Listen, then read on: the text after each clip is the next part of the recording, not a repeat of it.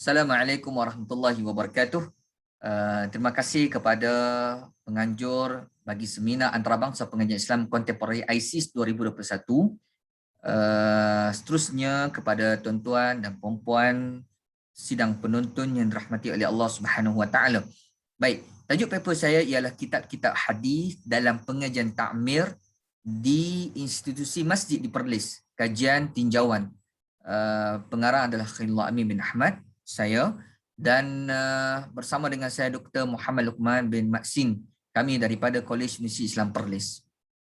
Baik, seterusnya kita pergi kepada abstrak secara ringkasnya, iaitu paper ini peranan kelas takmir dalam pengajian hadis di institusi masjid adalah nukleus ke arah melahirkan komuniti Muslim Madani dalam menghayati sunnah Rasulullah SAW. Jadi institusi masjid merupakan platform kegiatan ibadah, kuliah agama, pengajian tafakuh, syarahan kitab pengajian hadis turut didedahkan di institusi masjid seluruh negeri Perlis. Penyebaran hadis yang berautentik, berautoriti menjadi kesedaran dalam kalangan masyarakat Islam di Malaysia, iaitu penyampaian hadis yang sahih dan hasan dalam kalangan guru takmir yang memiliki tauliah. Oleh demikian, tuan-tuan, kertas kerja ini akan memerihalkan kitab-kitab hadis yang diguna pakai dalam pengajian hadis dengan meninjau 5 buah masjid daerah di negeri Perlis dan menganalisis pendapat jemaah masjid yang menghadiri kuliah pengajian yang disediakan. Kajian ini menggunakan kaedah kualitatif berbentuk temu bab, pemerhatian dan analisis dokumen. Dapatan kajian menunjukkan keberkesanan kuliah pengajian hadis di institusi masjid di negeri Perlis berada pada tahap yang positif dari sudut pemilihan kitab hadis, sambutan jemaah terhadap kitab hadis yang diajar dan kesesuaian kitab hadis dengan tahap kemampuan jemaah masjid. Jadi kita mengharapkan kajian ini menjadi kajian yang terbaik, insya-Allah. Baik, seterusnya sebagai pengenalan, institusi masjid adalah merupakan platform penyebaran agama Islam. Jadi pengajian takmir kita melihat kebanyakan di Malaysia, sebagaimana data daripada JAKIM 2011 menunjukkan program pengajian takmir lebih kepada pengajian pembacaan kitab. Baik, metodologi pengajaran dan pembelajaran hadis di masjid melihat kepada kepelbagaian. Kita perlu dipelbagaikan sesuai dengan perkembangan semasa agar keabsahan, kesahihan hadis dapat difahami dengan tepat oleh masyarakat.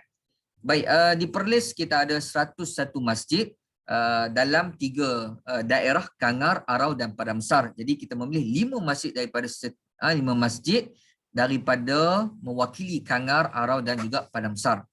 Baik, seterusnya ini adalah merupakan tinjauan literatur di negeri Melaka, Selangor, Perak, Negeri Sembilan dan juga ada kajian di masjid di seluruh Malaysia. Baik, seterusnya ini antara kitab-kitab hadis yang kita akan cuba sama-sama untuk melihat, antaranya Riyadhus Salihin, yang Bulughul Maram, Syama'il Muhammadiyah, Al-Arba'in Nawawiyah, Al-Adabul Mufrad, Sunan Tirmizi, Sahih Al-Bukhari, Hisn Muslim dan Himpunan Hadis Qudsi. Ini adalah merupakan senarai kitab yang telah digaris panduan oleh pihak Jabatan Mufti Negeri Perlis sebagai kitab yang boleh diajar di Negeri Perlis.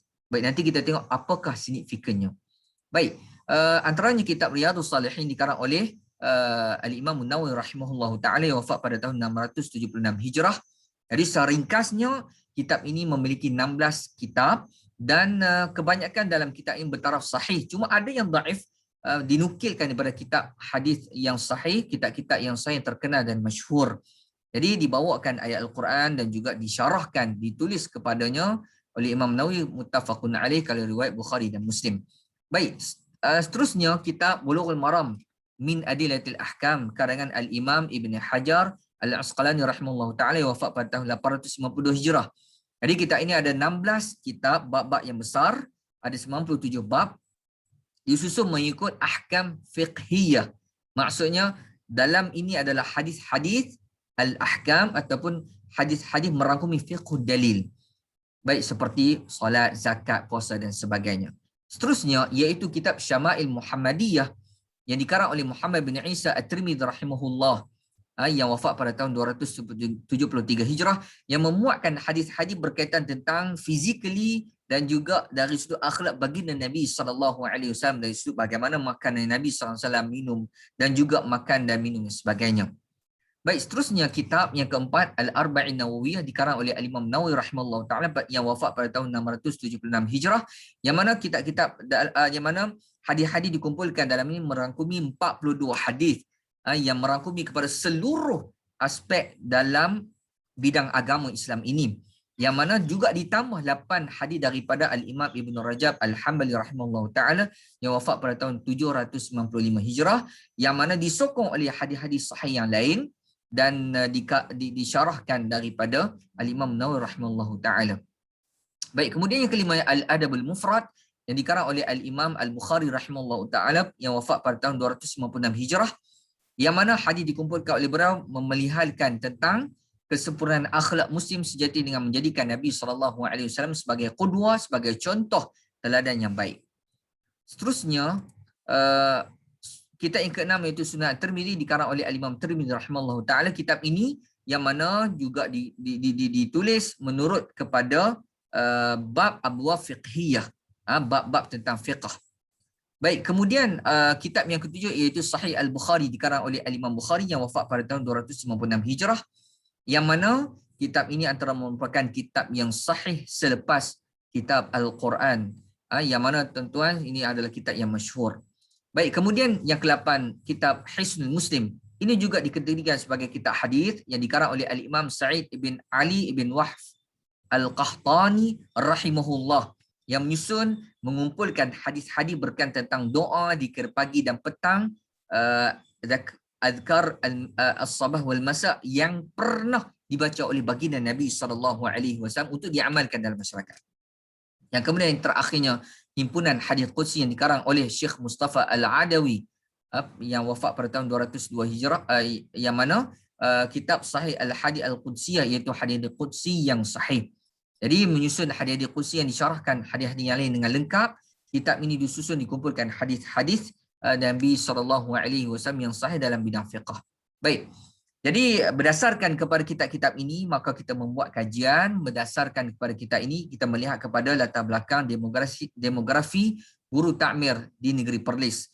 Jadi kita melihat latar belakang pendidikan mereka, rata-rata memiliki bidang pengajian berbeza. Ada bidang hadis, bahasa Arab, syariah, pendidikan Islam, Al-Quran dan Usuluddin. Kelulusan mereka ada di peringkat ijazah sarjana muda yang paling basic sekali. Dan kemudian yang paling tinggi adalah ada yang memiliki ijazah doktor falsafah dalam yang merangkumi di negara, dalam negara dan juga di luar negara. Jadi pentauliahan dibuat adalah berdasarkan kepada tauliah mengajar agama Islam negeri Perlis, Jabatan Mufti negeri Perlis. Kenapa kitab-kitab itu dipilih? Antaranya iaitu signifikan dengan di negeri Perlis, yang merupakan salah satu daripada negeri yang mengamalkan fahaman salafun salih dan segi tauliah dan juga penempatan masjid. Jadi mereka juga mestilah mampu menguasai bahasa Arab dan juga memiliki pengalaman mengajar. Baik.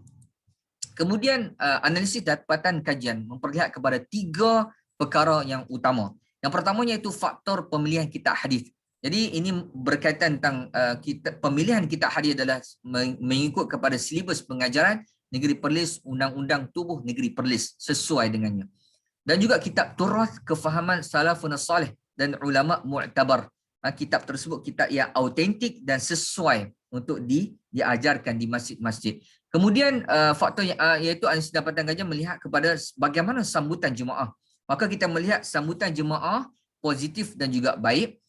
Penilaian jemaah dinilai berdasarkan kepada jumlah kehadiran mereka, melihat kepada minat mereka, latar belakang pendidikan dan juga peringkat umur mereka. Dan antara diaplikasikan dalam masyarakat iaitu aplikasi metod talaqi, yang mana guru menyampaikan maka anak murid menyemak pengajaran tersebut. Dan kebanyakannya jemaah menyatakan bahawasanya kebanyakan hadis itu yang mereka minat adalah apabila hadis yang membicarakan berkaitan tentang fokus tentang adab dan juga akhlak. Jadi kesesuaian kitab yang dipilih adalah mengikut kesesuaian tahap kemampuan jemaah. Pengajaran hadis berkaitan pengamalan harian masyarakat dan penyampaian kadang-kadang ada kitab yang sukar untuk difahami tetapi disyarahkan dengan ayat yang mudah dengan cara pengajaran yang sesuai agar mereka mudah untuk memahami daripada syarah para ulama dalam kitab-kitab hadis tersebut. Dan kesimpulannya kita dapat lihat apabila iaitu guru takmir mereka memiliki tauliah mengajar agama Islam lagi perlis, dan metode pengajaran hadis diimplementasikan berdasarkan kepada ada pembacaan matan kandungan kitab hadis dalam bahasa Arab dan kemudian disyarahkan, diterjemahkan dalam bahasa Melayu melalui kaedah syarahan. Cuma dicadangkan agar dipelbagaikan kaedah pengajaran. Sebagai contoh, adanya sesi soal jawab, adanya perbincangan dua hala, mungkin 10 minit terakhir daripada kuliah pengajaran tersebut agar memberikan pengajaran yang efektif kepada masyarakat.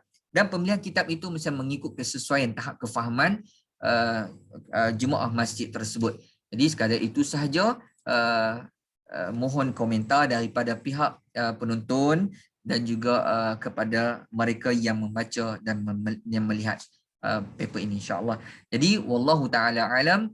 Assalamualaikum warahmatullahi wabarakatuh. Subhanakallahumma bihamdik, nashhadu an la ilaha illa anta, nastaghfiruka wa natubu ilaik.